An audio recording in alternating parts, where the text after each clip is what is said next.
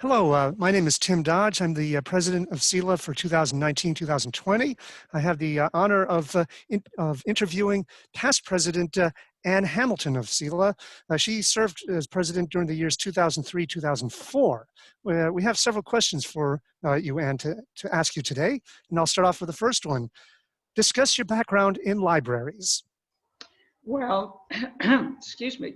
I actually sort of grew up in libraries to a certain extent. My aunt was a librarian, and I spent many happy hours in childhood through my teens being with her at the public library, especially on Sunday afternoons, and really learning about, well, that's where my love for libraries started.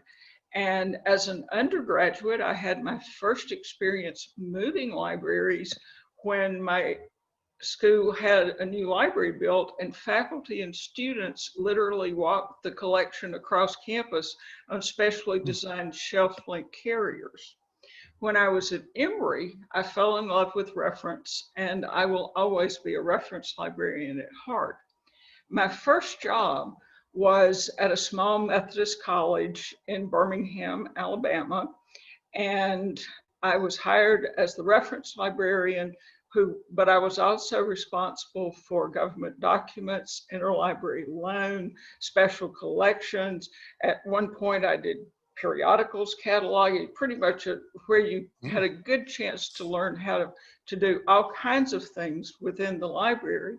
And that's actually where I was first involved in planning a library and in the construction.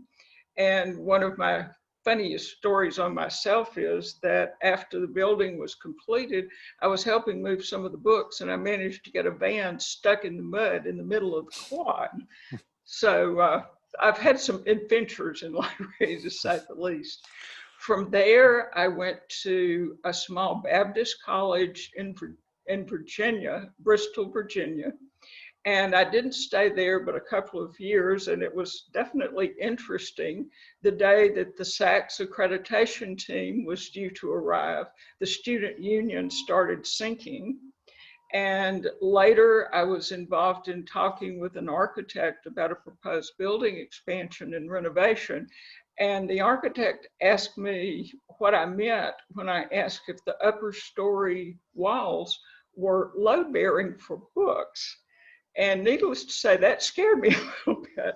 So before that project actually got underway, I accepted a position as the head of circulation at the University of Alabama.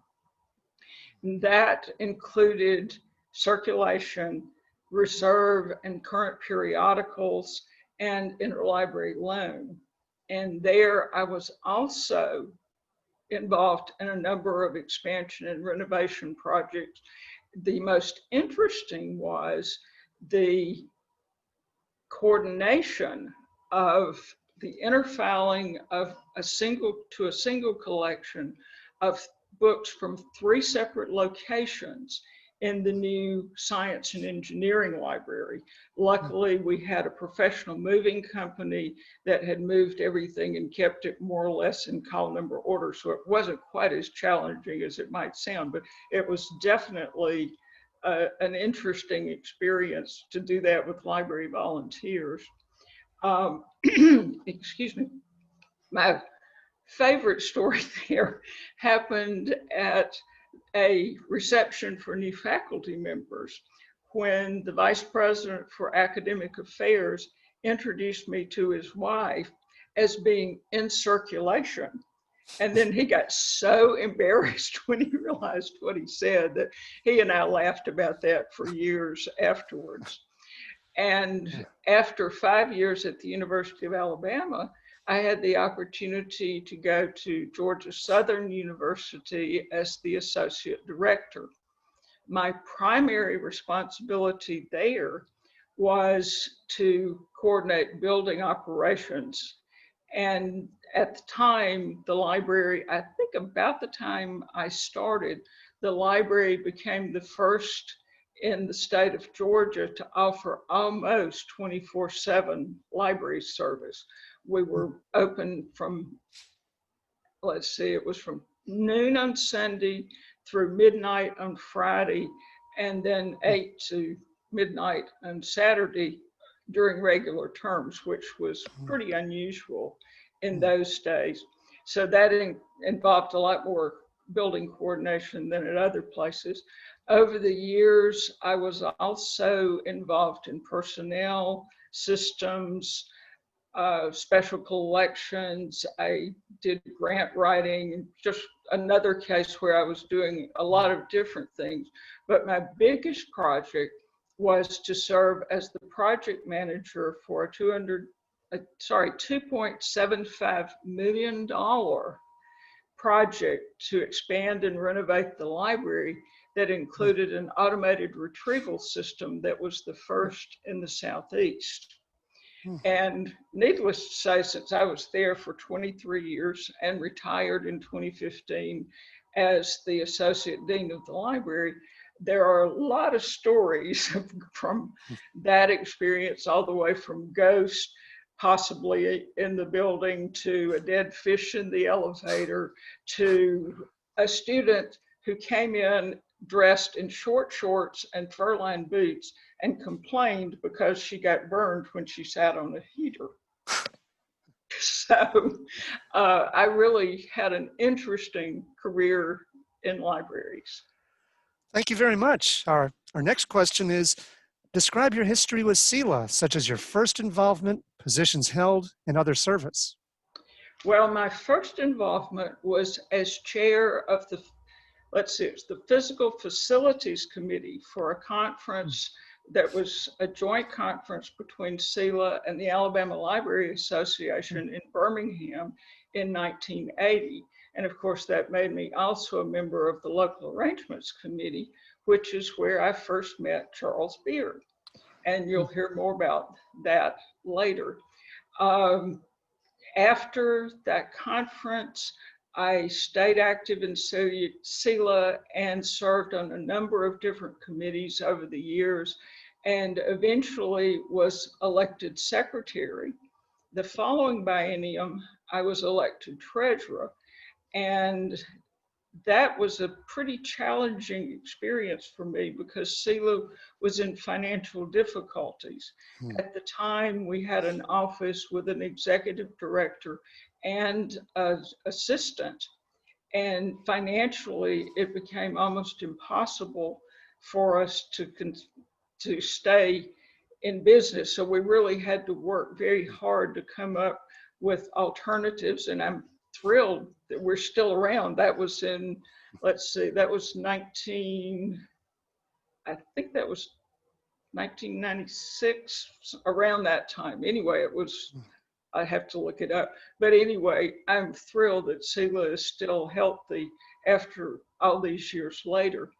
A couple of biennia after I was treasurer, I became vice president, president-elect.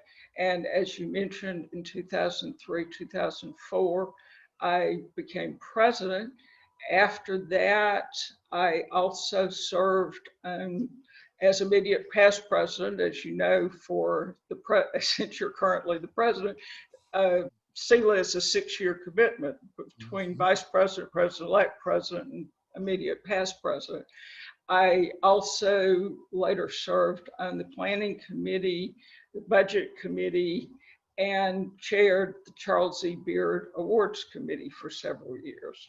And other service, I think it was 1992 when we had a joint conference with Louisiana. I coordinated the interlibrary loan discussion group sessions at the conference. And it was my distinct honor in 2006 to be awarded the Rothrock Award. Thank you. Our next question.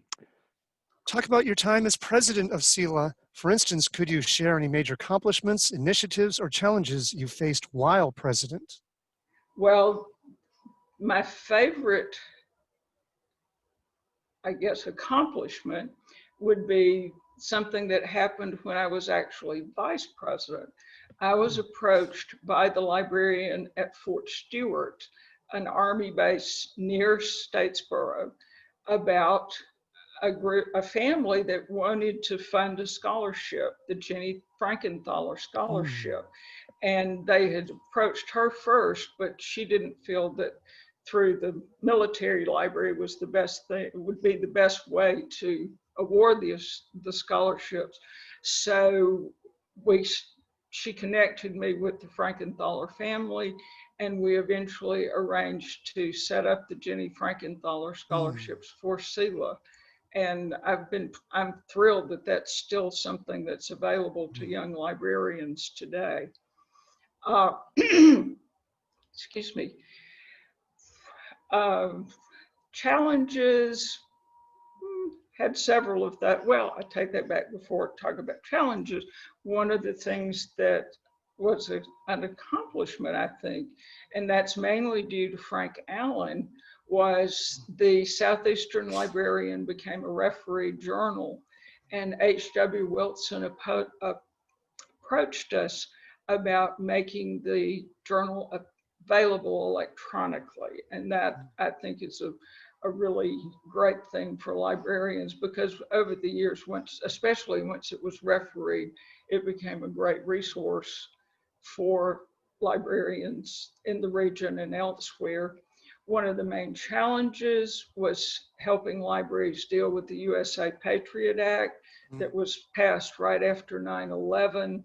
Of course, our board immediate, well, as soon as we could, unanimously voted a resolution in opposition to that. For folks that don't know about the USA Patriot Act, it was, as far as I know, one of the first challenges to privacy of circulation Mm. records. And it gave the government the right to see library records without a warrant.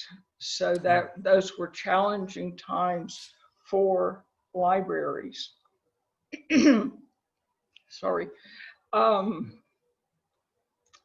One of the challenges that turned into a good thing was that SELANet, the Southeastern Library Network, had been doing administrative services. That was one of the changes we made when we were financially challenged. And they chose to not offer the services any longer.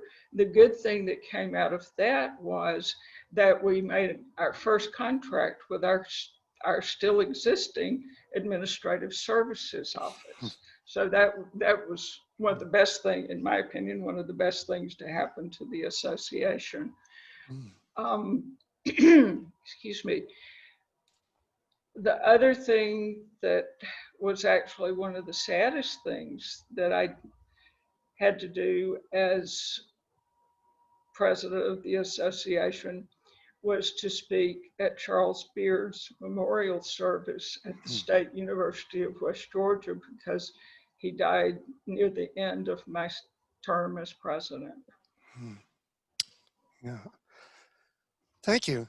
Um, our next question: as you gaze into your crystal ball, what advice do you have for SELA to remain relevant during the next 10, 25, or 50 years? Well, given our current situation, my crystal ball is very cloudy, and I couldn't imagine 50 years, but my main advice is to continue doing the things that SELA has done so well throughout its existence, and that is continue collaboration and offering opportunities for collaborating and networking across the region. SELA is one of only two regional associations still active today. We used to have them all over the country. And so obviously we're still doing something right. The networking and also being as creative as we can with technology.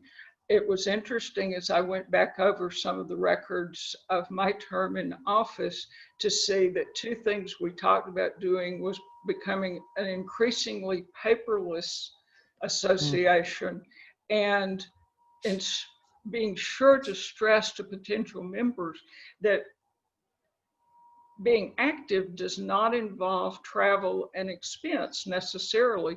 And certainly what's happening now is a good example of that truth as we look at Zooming, and who knows what will follow after Zoom. But I think if our library profession can continue to think outside the box and use technology as creatively as possible, that's the best thing we can do. And as I was prepping for this, I was reminded of something that I heard OCLC founder Fred Kilgore say at a SOLANet meeting many years ago that I think is true for us both as individuals and as an organization. Stay flexible so that you bend and don't break. Thank you. Well, we're actually down to our last question. Do you have any other comments or stories about SELA that you would like to share? Well, one story is related to our situation financially. It happened that year, the joint meeting was Kentucky Library Association and SELA, and it was in Louisville. And we were kind of racking our brains of what we could do to raise funds in an association where everybody was already coming and paying money for travel and registration and so forth. So what we came up with was a roast in a bar in the hotel in Louisville. And I know Charles Beard was one of the roastees, Joe Forsey, I think was, and probably Jack Mulkey from Arkansas, people that had been part of SELA for a long time. And we had a lot of fun. Actually, I don't know if anyone ever told at that roast a story that I heard when I was at the University of Alabama, but I still remember it fondly. I didn't know until I was working at the University of Alabama that Charles Beard had been a librarian there. He was head of reference earlier in his career. And the story was that one day somehow he managed to tear his trousers. And so he hid in a closet and got one of his assistants, and he sent her off to either get him some more trousers or to get a needle and thread so he could try sew up his pants. So even our great folks have embarrassing experiences. My other story is actually also about Charles. When we were saying goodbye after the 1980 conference, he said to me, "If you ever want a job in Georgia, let me know." And I didn't really think too much about that. I just thought, well, if I ever go to Georgia, I might remember that. And I did interview a couple of times in Georgia, and every time I mentioned his name, oh, sure, we know Charles Beard, but I didn't really talk to him about it. Anyway, I stayed active in SELA, and we saw each other pretty regularly at SELA meetings. And when I got ready to become active at ALA, he introduced me to the person who helped me get my first LAMA committee appointment. So he really was very instrumental in my career. When I got the offer for the job at Georgia Southern, I thought, well, it looked good, but should I really check and be sure it's as good as it looks? So I called Charles. He burst out laughing and said Julius Ariel, the director of the library at Georgia Southern, had called to ask if he should offer me the job. So I really treasure all the years that Charles and I got to work and play together after I moved to Georgia. Thank you very much. We've just been hearing from Ann Hamilton, who served as SELA president during 2003-2004. This is once again Tim Dodge, currently serving as president 2019-2020. Thank you very much, Ann. Thank you, Tim.